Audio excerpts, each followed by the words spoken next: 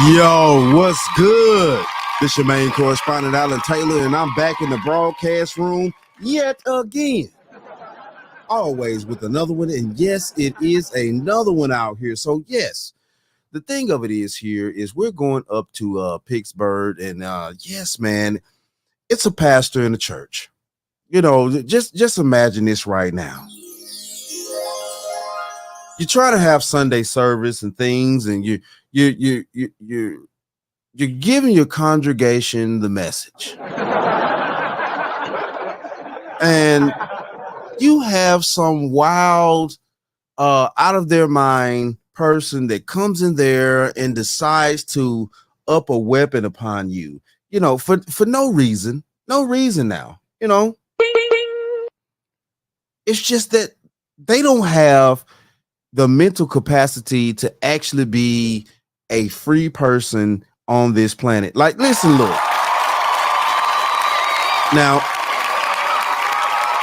we can sit here all day and talk about, well, we can't judge these people. We can't do this judging and things like that. Alan, how dare you do all this judging? I mean, yes, listen, look, man, judging people is a part of the vetting process for friends, even family, and also significant ones that you decide to procreate with. Listen, look. And what the French toast is there to think about? So yeah, we got a situation here to where a man walked into a church while a pastor was preaching a sermon up in Pittsburgh, and yeah, man, it was crazy. It was crazy, and we're talking about mental health out here. It's very much real. And yeah. So okay, let's go here now. Let's put these quarters, nickels, and dimes in on the times. Well, just hours after a man allegedly pointed a gun at a local pastor during a Sunday service, there's a deadly shooting inside that man's home. And right now, police are working to sort this all out. And our Megan Chin joins us live in Green Tree. Megan, a lot of questions remain here, and if there is a connection. David and Lindsay, a lot of questions indeed, but I'll tell you what we do know. According to the criminal complaint, Pennsylvania State Police say that Bernard Polite, 26-year-old Bernard Polite, is charged with multiple charges, including aggravated assault and attempted homicide. They say that he pulled a gun inside of Jesus's dwelling place church shortly after 1 o'clock in the afternoon yesterday. And police say Polite attempted to shoot Pastor Glenn Germany while he was delivering a sermon. Now, video shows the moment the pastor found himself staring down the barrel of a gun. But the gun didn't fire. Deacon Clarence McAllister then tackled Polite to the ground. Pastor Germany says he spoke to Polite while he was in police custody, and the pastor says Polite apologized to him, so Germany forgave him. But keep in mind, this all happened in front of the pastor's 14-year-old daughter. Yo, shout out to that deacon right there. Hey.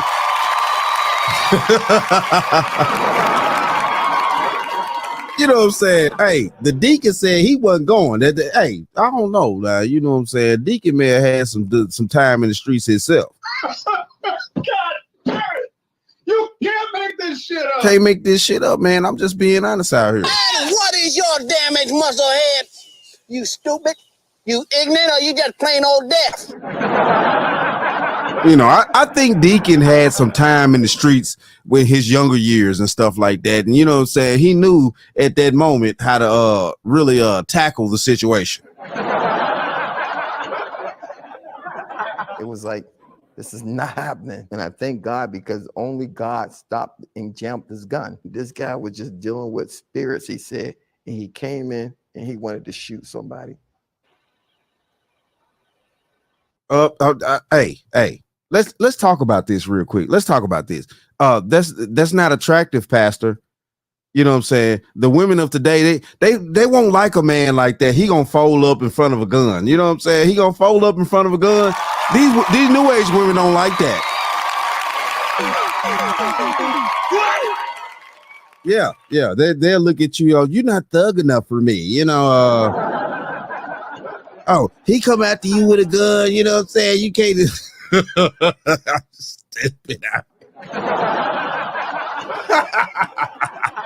I'm stupid. Nah, these new age chicks wouldn't like that. You know what I'm saying? Oh man, you gonna fold up in front of a gun? You know what I'm saying? Yeah, these new age chicks. You know what I'm saying? Yeah, they'll look at that as weak. Pastor Germany says Polite faces mental illness. Now Germany is hoping to use the story to stress mental illness is real. Shortly after this unfolded at the church, though, police made a discovery at Polite's home.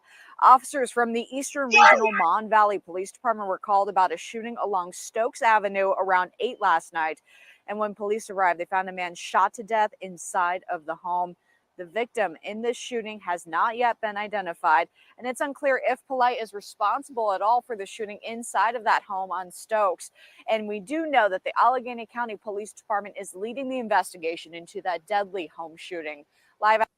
So obviously, you know what I'm saying, he lived in the home right there. He lived in that home. Hold on, let's go back real quick. Let's check this out. Yeah. So this is where the suspect, you know, resided, you know, in this particular home. But, you know what I'm saying, a man was found shot in said home. So now the thing of it is, and this was, I'm thinking the way that they arranged this was the previous night that they found this man deceased in the home. So, you know, the suspect, the dude, he was gone. He was nowhere to be found at that moment right there when, you know, that body was found.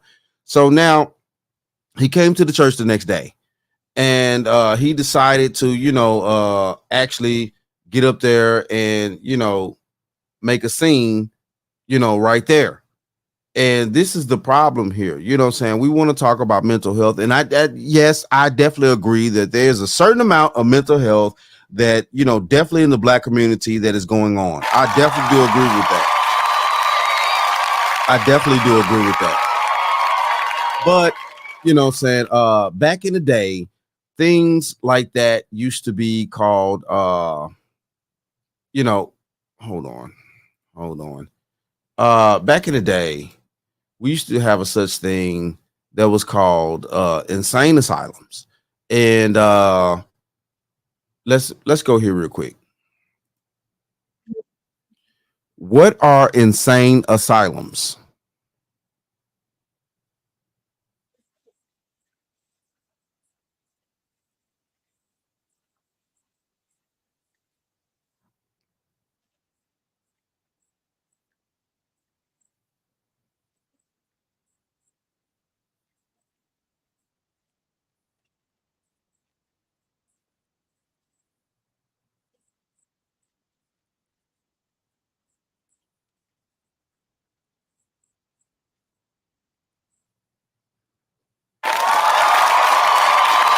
Okay. So, you know, back in the day, we had these insane asylums that, you know, used to house people like this, you know what I'm saying, men and women that, you know, they were like prisons for crazy people, basically. You know, I know a lot of egregious things went on back in the day and stuff like that, you know, insane asylums were accused of and stuff like that. If you look up the history of insane asylums, yeah, a lot of doctors, nurses, all the type of stuff, they were involved in a lot of crazy stuff, experimental drugs, all types of things. But I mean, you know, listen, look, man, the experimental drugs, all this type of stuff, it's going on nowadays too, except for in the masses. I mean, you know, but that's neither here nor there. You know, that's neither here nor there in this particular, you know, day and time. It just is what it is. So, all right, for more onto it, let's go here now. Let's check this out. First on 4, terrifying moments inside of a local church during Sunday services. A man walks up to the pastor with a gun and allegedly pulls the trigger. Thankfully, that gun apparently jammed, and the man was then tackled to the ground. You're watching all that unfold on your screen. And now on your screen, we're getting our first look at the suspect, 26-year-old Bernard Polite. Adding to the investigation, police say a body was found in his home. Here's Pittsburgh's Action News 4 reporter Ava Rash with all the details. A man is now in custody after police say he tried to shoot a pastor in the middle of the sermon, and just hours later, a body was found in that suspect's home. And God may show.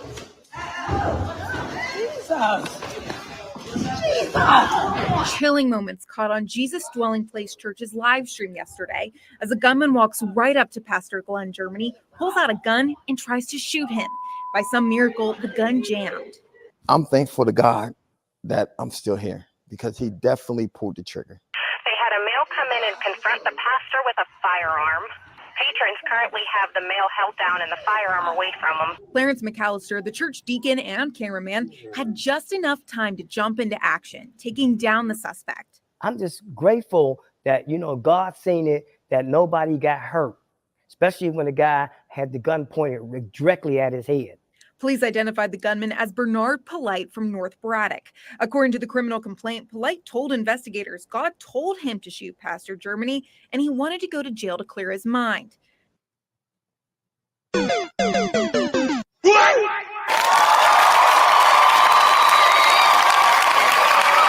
old fish-eyed fool. So, yeah, God told this fool to shoot the pastor. Okay, God told you. See, this is the thing that's been going on throughout history. What used to happen? It used to be a separation of all these thought processes in people's heads. Listen, look, man. If you actually go directly by what the message is, God ain't told you to do nothing like that. God ain't told you to do nothing like that. I don't want to hear all that dumb shit. Obviously, this man has a huge mental problem. He needs to be locked up. We need to actually bring back insane asylums for individuals like this. Let's go there.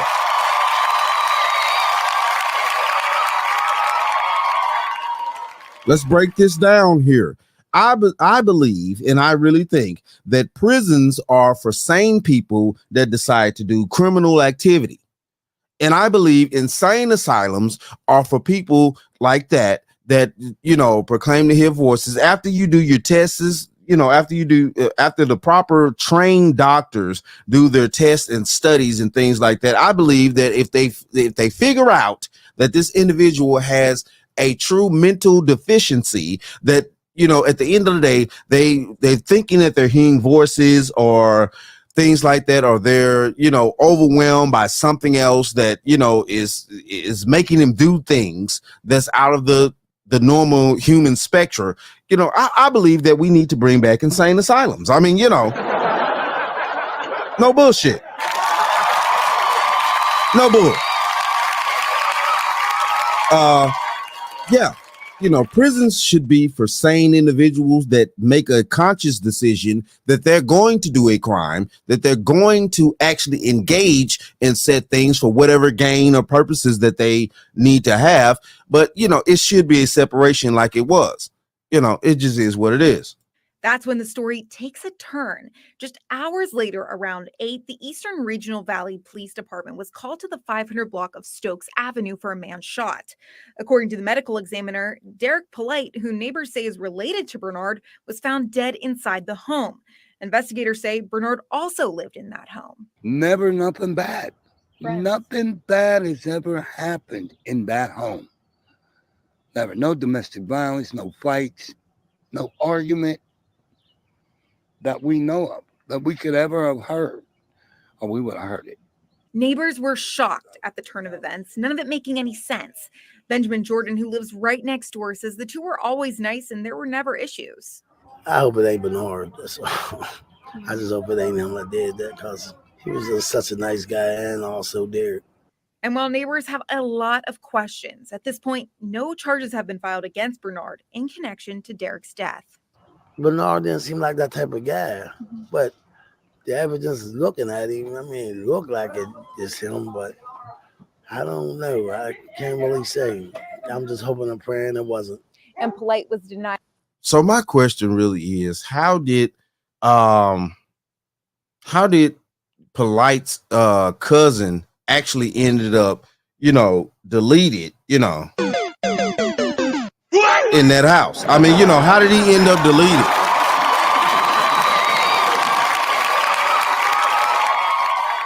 Now, I know it takes time for investigations to happen and things like that, which is, that's justified because, nobody really knows what happened. They're speaking to the neighbors and stuff like that. The neighbors are even saying it was nothing ever that went on in that house for them as a community to lead up to the fact that, you know, yeah, these people were violent or these people were unsafe individuals to be free. So what happened at that moment to make that young man snap out like that? What was going on in his life previously that led up to him not having the mental capacity to control himself like that he, you know, actually did such a thing as far as, you know, walking up in the church, you know, and trying to delete the pastor and proclaiming that God told him to do so?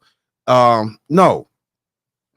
Also, you know, his cousin is also, you know, his cousin that he lives with is also deceased in the home, and they found that out previously to him actually walking up in that church.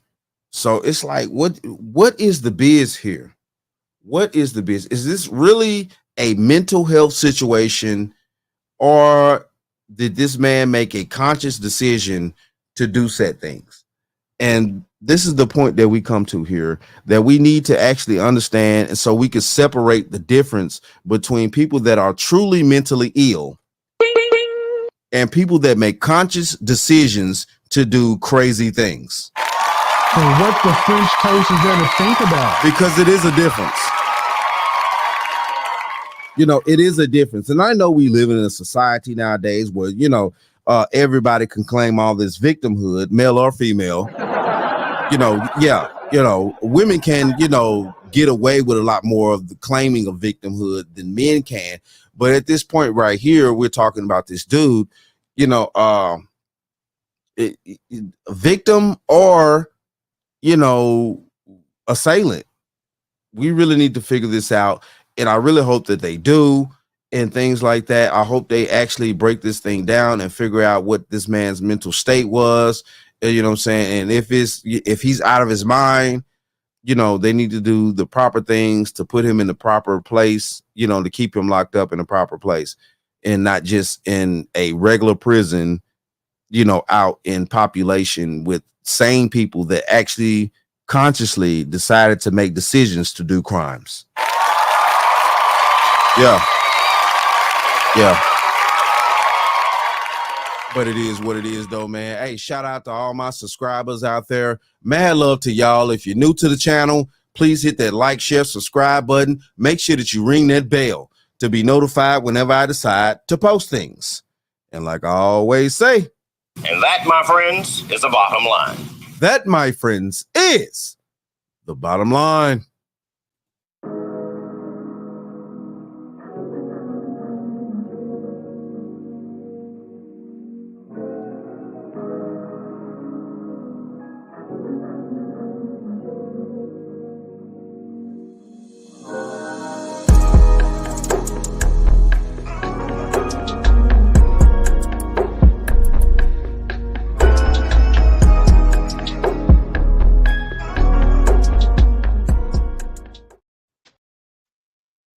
You can act like a man.